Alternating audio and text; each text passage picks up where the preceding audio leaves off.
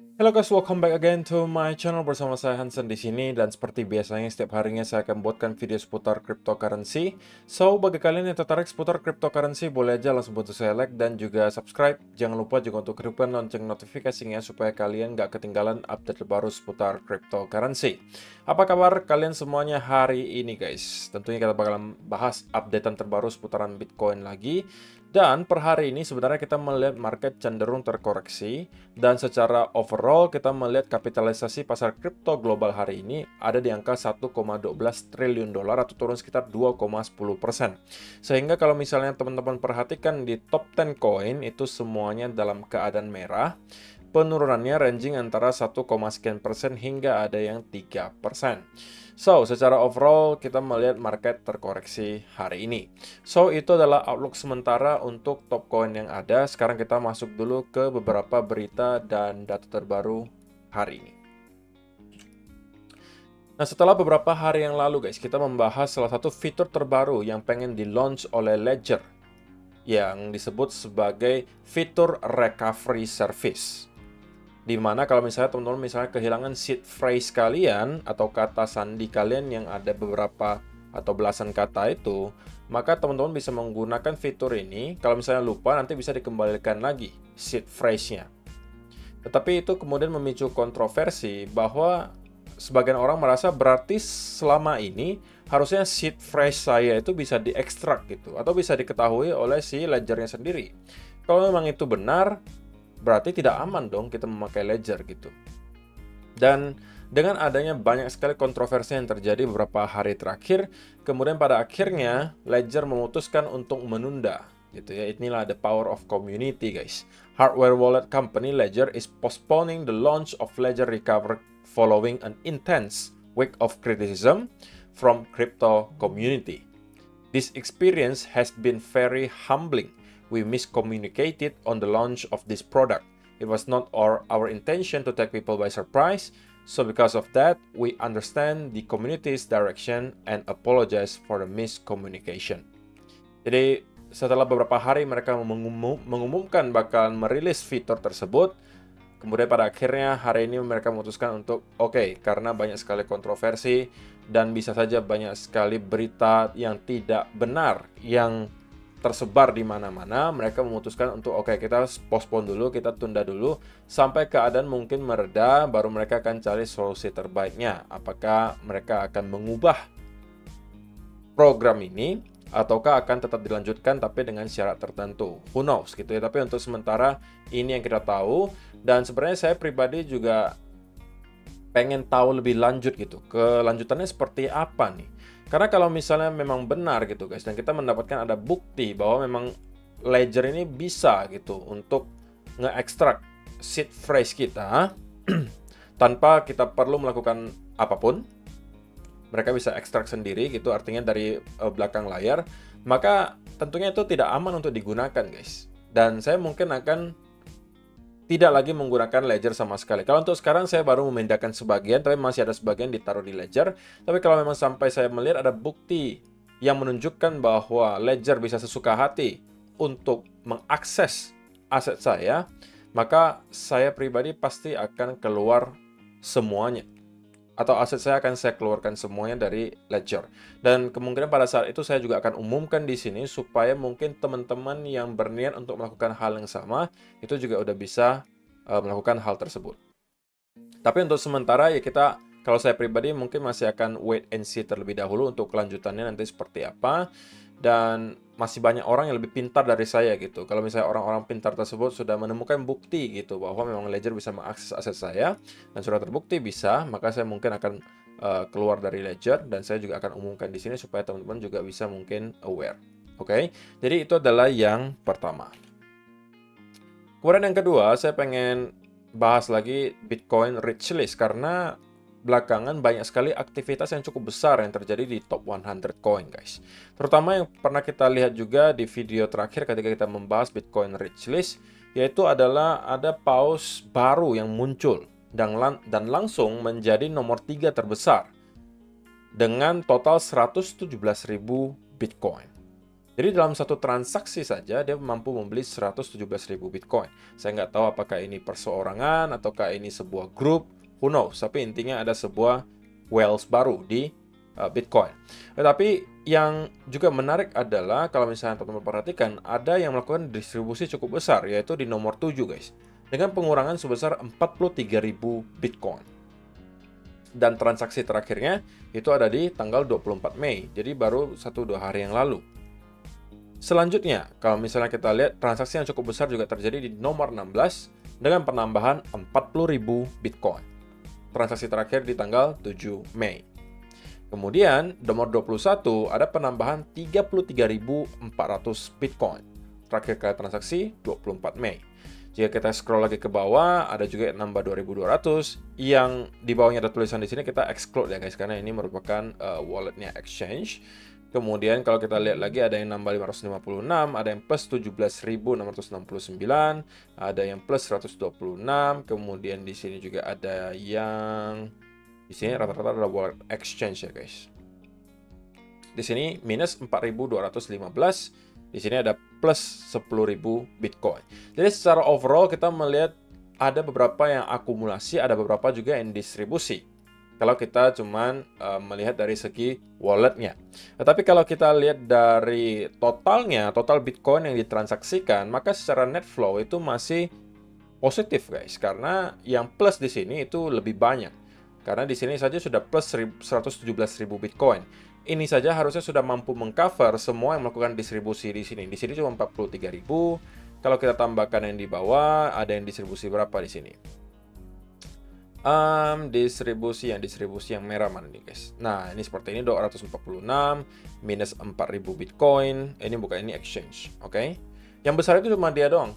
Oke, yang besar itu cuma dia doang yang melakukan distribusi 43.000 Bitcoin. Tetapi sisanya akumulasinya juga nggak kalah banyak. Ada yang 117.000 Bitcoin, ada yang plus 33.000 Bitcoin, kemudian ada yang plus di sini juga 2.200 Bitcoin, ada juga yang plus 500, di sini plus 17.000 Bitcoin. Jadi yang akumulasi itu jumlahnya jauh lebih banyak dari segi jumlah Bitcoinnya gitu ya. Nah, kalau kita scroll ke halaman kedua dan sampai kelima juga, kita masih melihat hal yang sama terjadi. Antara mereka masih melakukan akumulasi, ada yang plus 10.000 Bitcoin, plus 8.300. Kemudian yang nomor 3 juga sama, kita juga melihat akumulasi atau hold. Di sini plus 7.000 Bitcoin, kemudian ada plus 5.800, 5.500, dan seterusnya. Di sini juga sama, halaman keempat antara akumulasi atau melakukan hold. Halaman kelima juga sama antara akumulasi atau melakukan hold. Jadi secara overall, sekali lagi net flow kita masih dalam keadaan positif untuk beberapa waktu terakhir. Dan juga yang cukup menarik bagi saya adalah data yang satu ini, Bitcoin Sell Side Risk Ratio. Jadi ini sebenarnya kita bisa jadikan sebagai sebuah indikator juga guys. Dan ini disampaikan oleh Checkmate.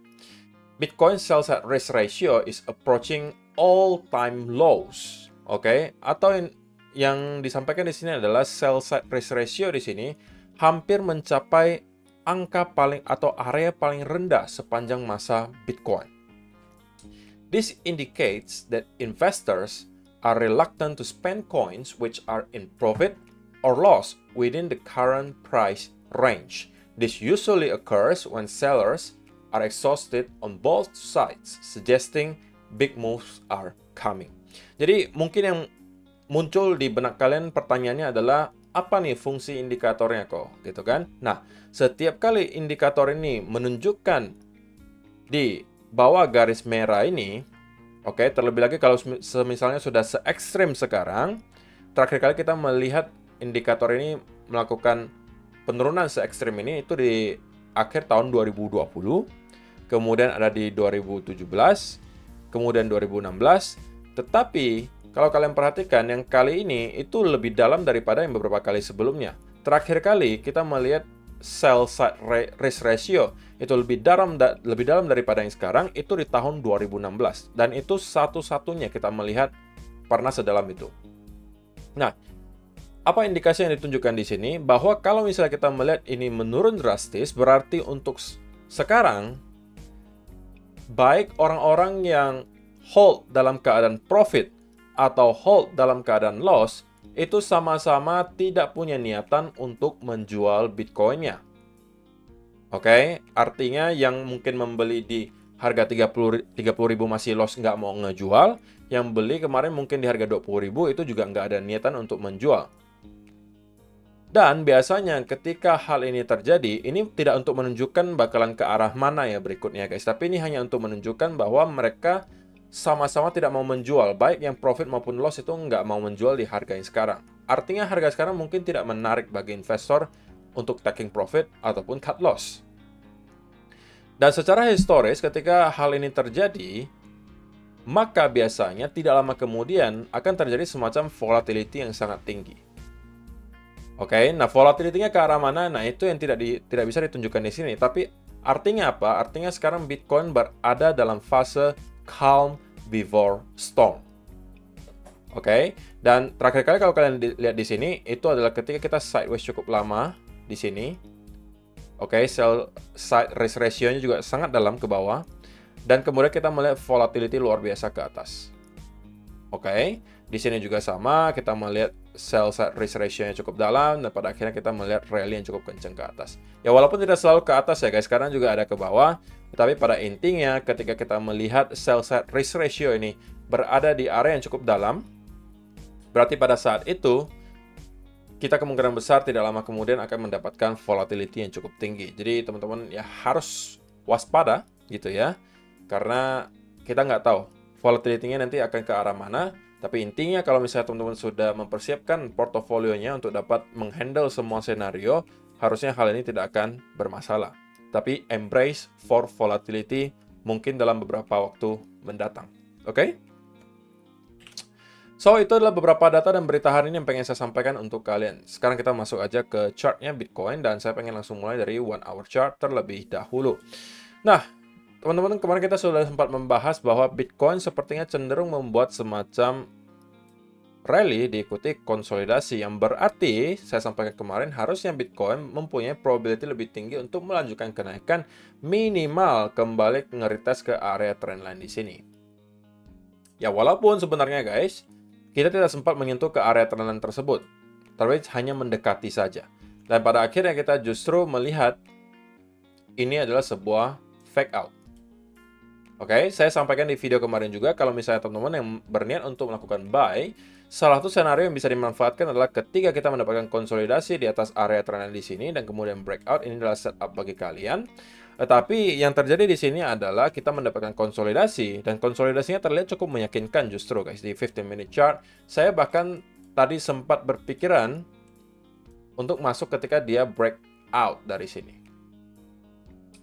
Tetapi yang kemudian terjadi apa? Kita justru mendapatkan breakdown dari trendline di sini, yang berarti sudah menginvalidasi setup saya untuk long di sini.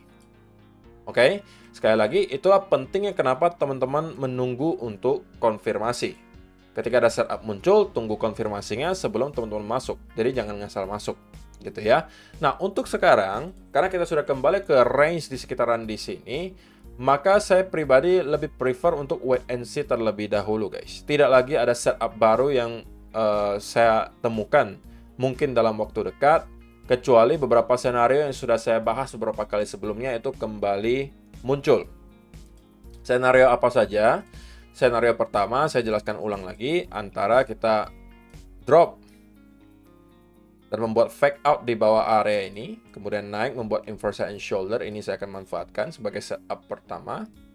Atau kita drop menuju ke area trendline yang harusnya berada di 23 ribuan di sini. Itu tercapai, ini saya juga akan mencari peluang untuk long. Oke.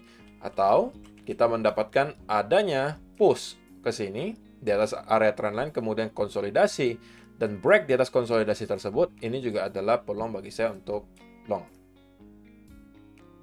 Oke, tapi sebelum beberapa hal tersebut terjadi, saya mungkin akan prefer untuk stay away from the market terlebih dahulu.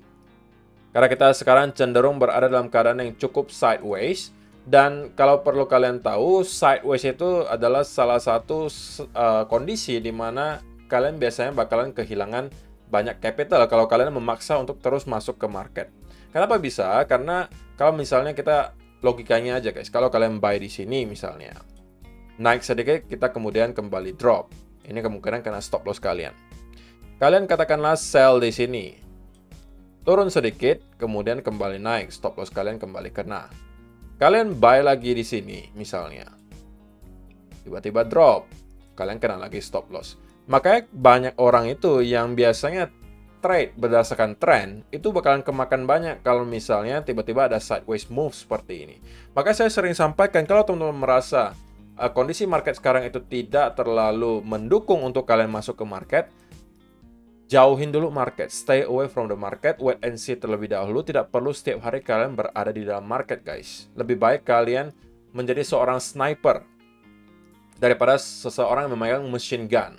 Kalau kalian sniper, berarti kalian menunggu saat yang tepat, karena kalian nggak bisa melakukan kesalahan terlalu banyak guys kalau kalian sniper, karena untuk ancang-ancangnya itu lama gitu ya, kalian harus presisi, dan kalau misalnya kalian menembak, itu akurasinya harus tepat. Tapi kalau kalian machine gun, karena peluru kalian banyak gitu ya, ya kalian bisa ngasal aja tembak gitu. Tetapi kebanyakan miss, karena mungkin susah diarahkan. Tapi kalau sniper itu mungkin lebih presisi, lebih akurat. Tapi mungkin kalian perlu nunggunya sedikit agak lama. Nah, kalian jangan sampai jadi yang machine gun gitu, yang ngasal nembak gitu ya, tapi banyak missnya. Lebih baik jadi sniper, walaupun sesekali nembaknya, tetapi tembakannya itu akurat. Gitu. Jadi itu adalah analogi sederhananya gitu. Kenapa teman-teman kadang-kadang mungkin perlu gitu untuk stay away from the market, tidak perlu setiap hari berada di dalam market. Ya, saya rasa itu aja sih yang perlu saya sampaikan untuk video hari ini guys. Kalau misalnya kita bahas short term banget, tentunya ini tidak terlalu baik untuk Bitcoin sendiri. Ketika kita tiba-tiba mendapatkan ada sell off sekencang ini lagi, kalau misalnya kita kemudian mendapatkan ada konsolidasi berupa mungkin pattern continuation di sekitaran sini, maka ini berarti kita akan melanjutkan penurunan. Terlebih lagi kalau misalnya kita mampu break di bawah trendline di sini, saya rasa ini akan menjadi sebuah katalis untuk Bitcoin kembali nge-retest ke area low terakhir di 25.800, atau bahkan kita akan membuat low baru. Dan ketika kita membuat low baru di sini, nah kita harus waspadain apakah kita kemudian akan membuat fake out dari sini dan ini bisa provide buying setup, atau kalau kita justru membuat bearish continuation pattern, berarti kita akan melanjutkan penurunan menuju ke area trendline besar yang tadi saya sebutkan, kemungkinan berada di sekitaran area 23 sampai 23.500. Oke, terima kasih yang sudah menonton sampai selesai untuk video hari ini. See you in the next video. Bye-bye.